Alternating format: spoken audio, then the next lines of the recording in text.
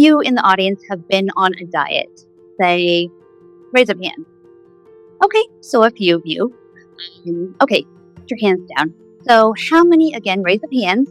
How many of you who put your hands up, which is pretty much everybody, how many of you are still on that same diet? Okay, so nobody. Okay, again, raise up hands. How many of you have tried more than one diet? Okay. Again, pretty much everybody. So let me ask you a question. If that diet worked, if diets do work, then why do you think that you're not still on that same diet?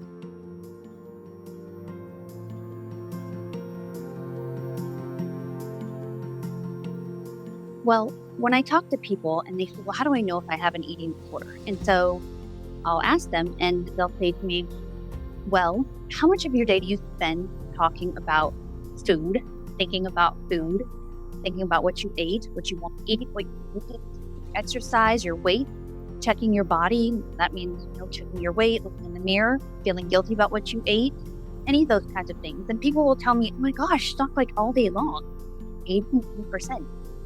That's an enormous amount of your day.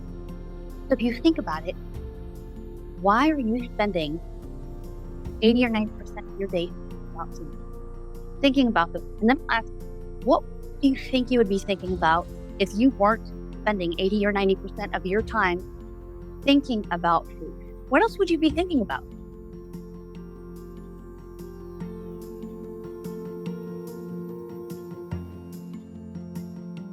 I distinctly remember running a binge eating group. It was one of my first ones, and it's typically a 10-week group. And I remember about week 5, in one of my very first groups, I had posed that question in, say, week 1. I want you to think about, throughout this group, what else you would be thinking about if you weren't thinking about food all the time.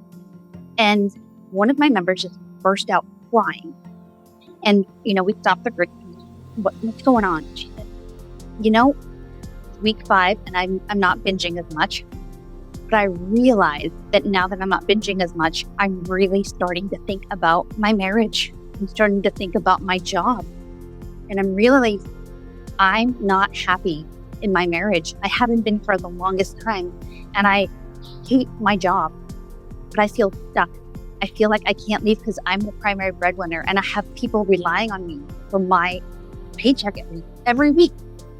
And so what she was doing was she would get up and she would immediately think about breakfast, and then she would think about food all day long at work. She'd fantasize about what she was going to binge on later that night. And so she was occupied with thoughts about food and look forward to binges. And then she'd go home, and when everyone would go to sleep, she would have her binges, turn up the TV, and thoroughly enjoy her binges. But then after the binge, she would feel guilty. She'd berate herself. She'd be so self-critical and think, oh my gosh, why did I do that again? And, here's the thing. Throughout the time she woke up, and the time after the binge was done, her whole mind was occupied with thoughts about food. Even afterwards, after the binge, her mind was still occupied with what I call eating disorder thoughts. It was still there, beating herself up. So pretty much her whole day was spent distracted with ed thoughts, eating disorder thoughts. And so she didn't have the space in her mind to think about her marriage, how unhappy she was, to think about her career or her job, stuff she was. And so now that she wasn't doing that so much, now that she was really doing the work in the group, these things were coming to light. And her urge to binge was so strong. She wanted to go back to distracting, to numb out. And so this is what was coming up for her.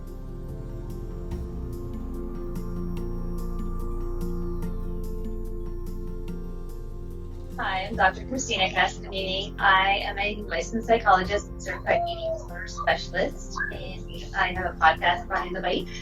I talk about eating disorders, body image issues on the podcast, and something nobody knows is I'm a certified healer. There you go. Give that a round of applause.